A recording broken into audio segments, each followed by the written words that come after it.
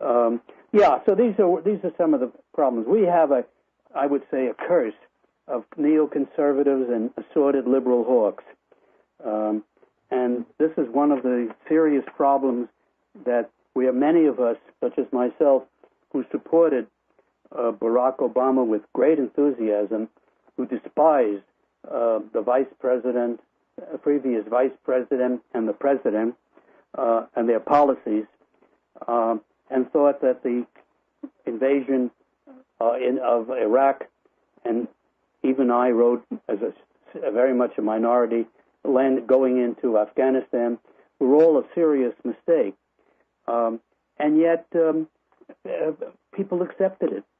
And we who thought and believed and hoped that Obama would be different in foreign policy. I don't want to discuss domestic policy here because it's irrelevant at this point, unless you want to raise it. I don't care.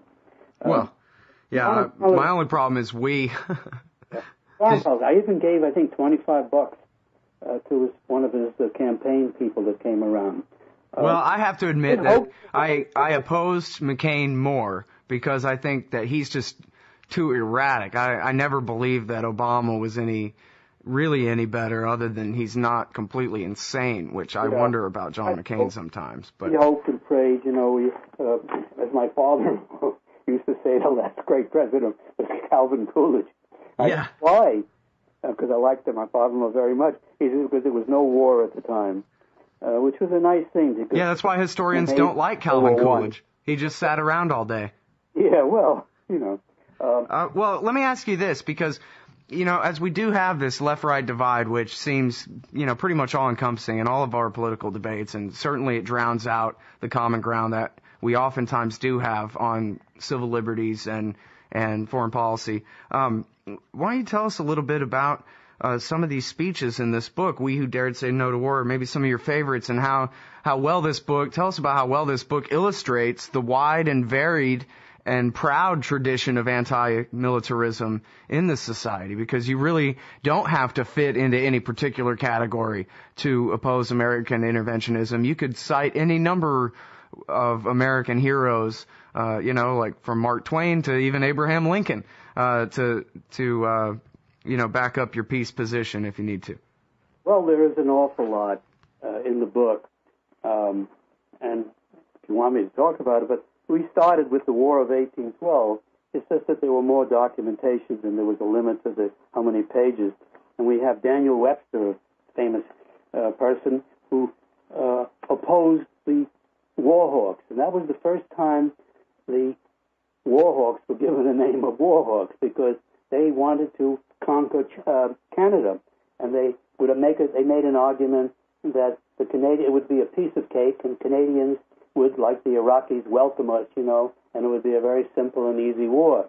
Turns out the Canadians did not want to be part of the United States, and they also came in and burned Washington and did a lot of other damage. It was Webster, when the Hawks in 1812 tried to get the Federalists to support a draft law. Webster made his famous speech saying the draft is unconstitutional, which I would hope it would always be. We deal with the, as I said, with the Mexican War, with Lincoln, who called James Polk a pro-slavery, incompetent president, the half-insane his speech, he called him the half-insane mumbling of a fever dream. My favorite is, I had written about William Graham Sumner, a rather irascible former Methodist, I think, minister, who gave up the ministry, gave up religion, became a professor of sociology. He's probably one of the early founders of modern American sociology. He was a social Darwinist, and he wrote a book, The Conquest of the United States. He pointed out, I don't have it in front of me, but he pointed out, I'm paraphrasing, he said that if we support a war against a third or fourth-rate country like Spain, he wrote this book, The Conquest of the United States by Spain. What we will be doing is we will be handing on to the 20th century Americans a bloody, expensive heritage. And he was absolutely right.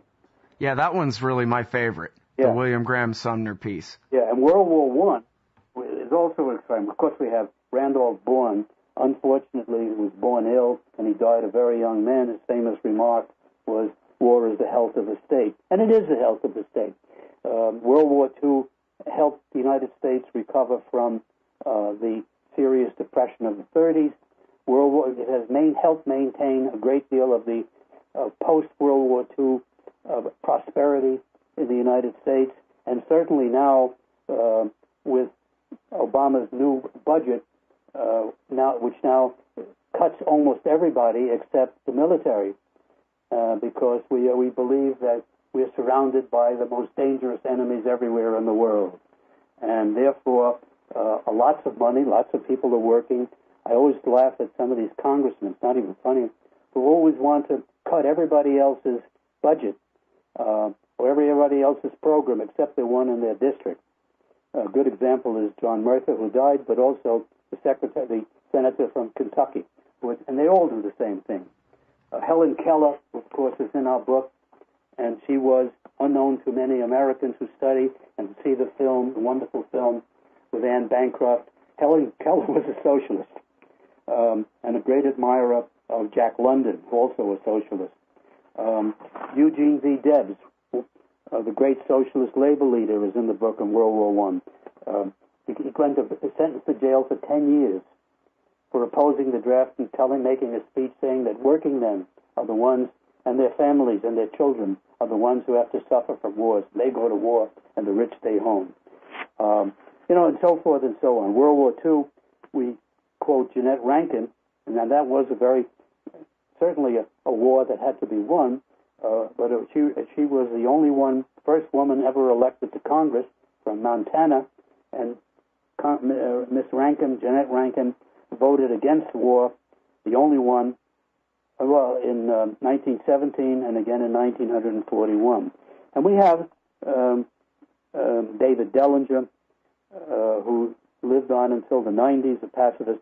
And then we have a good deal on the Coast War. We have a favorite of mine by Bill Kaufman, Real Conservatives Don't Start Wars. And Murray Rothbard, War, Peace, and the State. He is somebody who I don't agree with economically, but certainly I agree with every other thing that he says in foreign policy.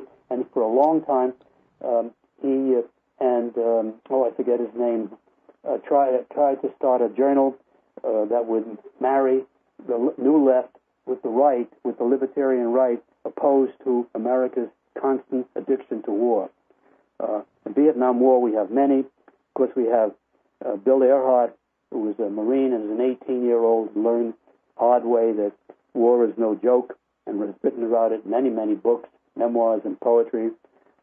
George McGovern, who introduced a piece of legislation, and when it was turned down, he stood on the floor of the Senate, George McGovern, who I supported passionately in 1972 against Nixon, and George McGovern said, "This chamber reeks of blood."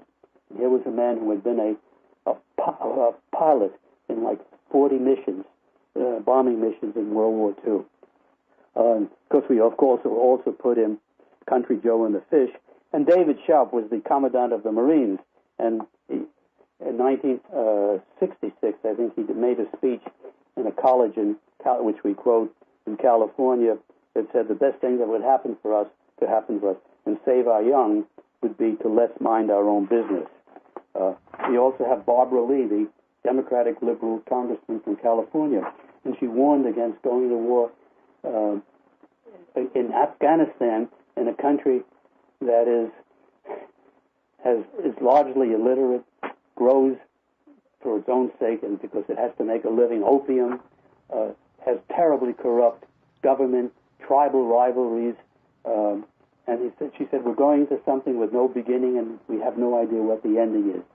We also have... Well, I'm gonna have to stop you there because we're right up against the time wall here. But I just wanted to mention here at the end, especially you feature lots of conservatives and libertarians, and the final essay here is by our friend John Basil Utley, Left-Right Alliance Against War. And this book, We Who Dared Say No to War, is a great resource for anybody who, agrees with us, who agrees with the premise that we've got to put peace and liberty first. And so I thank you for it. It really is a great book. It's published by Basic Books, if anybody wants it.